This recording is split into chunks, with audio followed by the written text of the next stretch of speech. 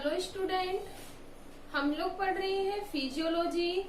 और फिजियोलॉजी की क्लास में जो हमारा टॉपिक चल रहा है वो चल रहा है फिजियोलॉजी ऑफ एक्सीलेशन या उत्सर्जन की कार्य की।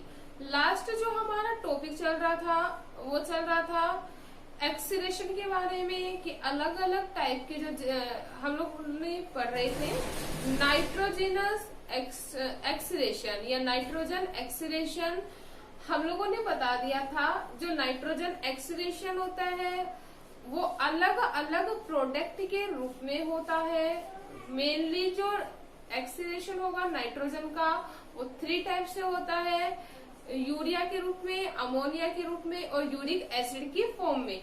लास्ट क्लास में हम लोगों ने पढ़ लिया था एमिनोटैलिक जंतुओं के बारे में, मतलब हम लोगों ने बता दिया था कि व्हाट इज एमिनोटैलिक एनिमल्स।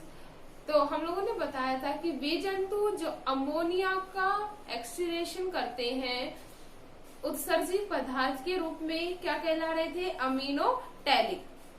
अगर अब हम बात करें जो सेकंड था हम लोगों ने बता दिया था, we all know that 3 type से एक्सीलेशन हो रहा है, एमिनोटैलिक, यूरियोटैलिक और यूरिकोटैलिक। तो फर्स्ट हमारा जो टॉपिक था वो कंप्लीट हो गया था एमिनोटैलिक के बारे में, और जो सेकंड है अपना वो है यूरियोटैलिक।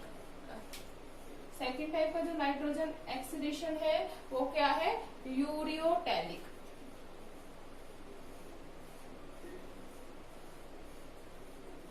यूरियोटैलिक। फर्स्टली हम लोग जान लेते हैं व्हाट इज यूरियोटैलिक। तो जैसा कि नाम है बेसिकली यूरियोटैलिक मतलब यूरिया का एक्सीलेशन करने वाले जंतु। तो हम अगर डेफिनेशन की बात करें तो वे जंतु जो एक्सीलेटरी प्रोडक्ट के रूप में यूरिया का उत्सर्जन करते हैं क्या कहलाएंगे, यूरियोटैलिक ऑर्गेनिज्म या यूरियोटैलिक एनिमल्स। क्या होगी डेफिनेशन, वे जंतु या वे जीव जो उत्सर्जित पदार्थ के रूप में, उत्सर्जित पदार्थ के रूप में यूरिया का उत्सर्जन करते हैं। किसका उत्सर्जन करते हैं, यूरिया का उत्सर्जन करते हैं, क्या कहलाएंगे, यूरियोटैलिक ऑर्गेनिज्म। इतना क्लियर है, हम लोगों ने नाम से मीनिंग निकाल लिया। यूरियोटैलिक क्या है कि यूरिया का क्या करे, एक्सीलेशन। सबसे इम्पोर्टेंट जो बात है, जो यूरिया का जो उत्सर्जन करते हैं वे जंतु मुख्य रूप से होते हैं स्थलीय। यूरिया का उत्सर्जन किन जंतुओं में पाया जाता है, स्थलीय जीवों में। क्यों पाया जाता है स्थलीय जीवों में, वी ऑल नो दैट जो अमोनिया का जो एक्सीलेशन हो रहा था वो हो रहा था एक्वेटिक एनिमल्स में या जलीय जीवों में, जबकि यूरिया का जो उत्सर्जन हो रहा है वो किसमें हो रहा है, स्थलीय जीवों में। रीजन क्या है, वी ऑल नो दैट जो अमोनिया है वो मोर डिजोलेबल है इन वाटर, मतलब जल में क्या है, ज्यादा विलयशील है। ठीक है, तो इजीली जलीय जंतुओं के द्वारा क्या कर दिया जाता है, उत्सर्जन कर दिया जाता है। जबकि अगर हम बात करें यूरिया की तो we all know that student जो यूरिया होता है, सॉरी जो स्थलीय जीव होते हैं उनमें जल की क्या पाई जाती है, कमी। स्थलीय जीवों में क्या पाई जाती है, जल की कमी। स्थलीय जीवों में जल की कमी पाए जाने के कारण इन जीवों के द्वारा डायरेक्टली या हम लोग बोल सकते हैं सीधे रूप से अमोनिया के रूप में उत्सर्जित पदार्थ का त्याग नहीं किया जा सकता। रीजन क्या है, वाटर की क्या है, कमी। तो ये जो जीव होते हैं वो एक्सीलेटरी प्रोडक्ट के रूप में किसका एक्सीलेशन करते हैं, यूरिया का उत्सर्जन करते हैं, क्योंकि जो यूरिया होता है इसे पानी की आवश्यकता कम होती है। इतना क्लियर है। सेम अमोनिया की तरह अगर हम बात करें तो जो जिस प्रकार अमोनिया को हम ज्यादा टाइम तक बॉडी में नहीं रख सकते, उसी प्रकार यूरिया को भी हम लोग ज्यादा देर तक अपनी बॉडी के अंदर नहीं रख सकते। क्यों, क्योंकि जो यूरिया होता है वो भी एक टॉक्सिक मटेरियल होता है। कैसा मटेरियल होता है, टॉक्सिक मटेरियल होता है, जिसे टाइम टू टाइम बॉडी से क्या कर दिया जाता है, एक्सीलेट।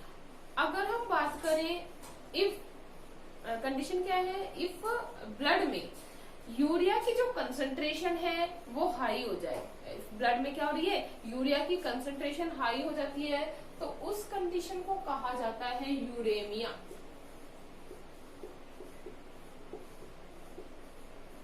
क्या कहेंगे, हाइपर यूरेमिया भी बोल सकते हैं हम लोग, क्यों, हाइपर का मतलब क्या होता है, ज्यादा।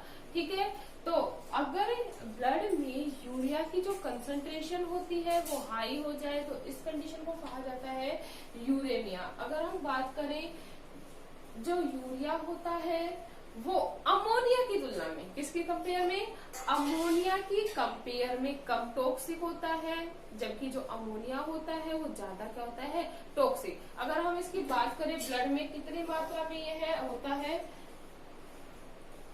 इन ह्यूमन,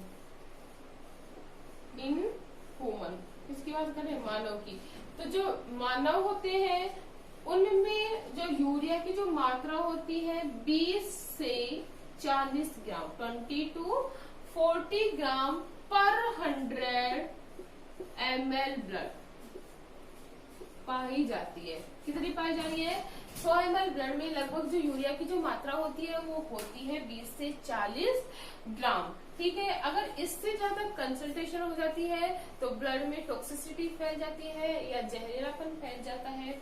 इस क्रिया को क्या कहा जा रहा है, यूरेमिया कहा जा रहा है। इतना क्लियर है।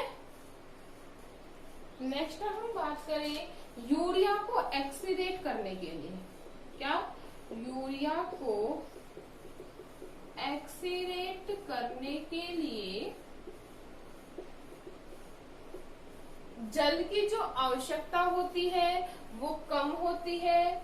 जल की कम आवश्यकता होने के कारण यह स्थलीय जंतुओं का मुख्य अपशिष्ट पदार्थ है।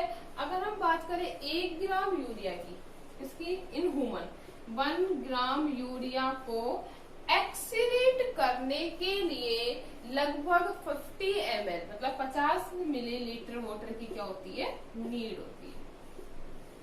कितने ग्राम यूरिया को, 1 ग्राम यूरिया को एक्सीडेट करने के लिए अबाउट 50 ml वाटर की क्या होती है, नीड होती है। इतना क्लियर है। नेक्स्ट अगर हम एग्जांपल की बात करें कि जो यूरिया एक्सीडेट करते हैं वो करते हैं कुछ एनेलिड्स, कुछ एनेलिडा के द्वारा, एनेलिड्स जिसमें हम लोग बोल सकते हैं केचुआ के द्वारा, गैस्ट्रोपोडा के द्वारा, गैस्ट्रोपोडा जंतुओं के द्वारा, ह्यूमंस भी किसका एक्सीडेशन करते हैं, यूरिया का। ठीक है, वयस्क एम्फीबिया या मेंढक के द्वारा, वयस्क एम्फीबियम क्या आएंगे, मेंढक के द्वारा भी किसको एक्सीडेट किया जाता है, यूरिया को। और हम लोग बोल सकते हैं मानव के द्वारा भी किसको एक्सीडेट किया जाता है, यूरिया को एक्सीडेट किया जाता है। इतना क्लियर है। नेक्स्ट हम बात करते हैं सिंथेसिस ऑफ यूरिया या यूरिया का संश्लेषण। तो अपना टॉपिक है वो क्या है, सिंथेसिस ऑफ या यूरिया का संश्लेषण। सबसे इम्पोर्टेंट बात, जो यूरिया का जो सिंथेसिस होता है वो मुख्य रूप से होता है लीवर में। यूरिया का जो सिंथेसिस होता है वो मेनली कहाँ पे होता है, लीवर में किया जाता है।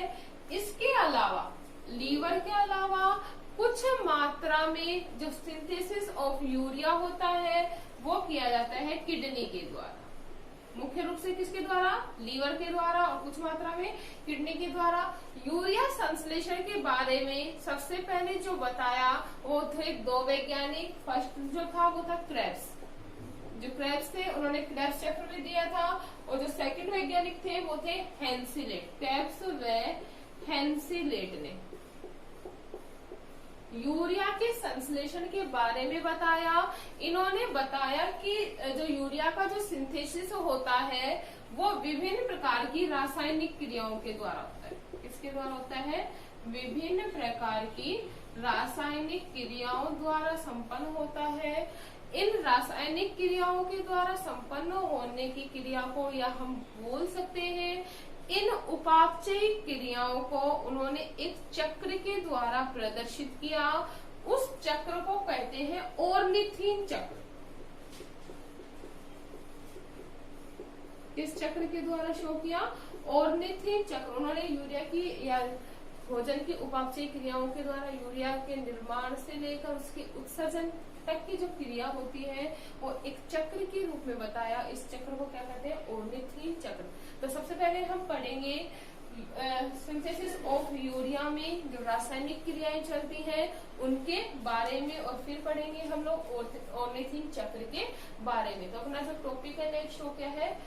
यूरिया के संश्लेषण में होने वाली रासायनिक क्रियाएं। इतना क्लियर है?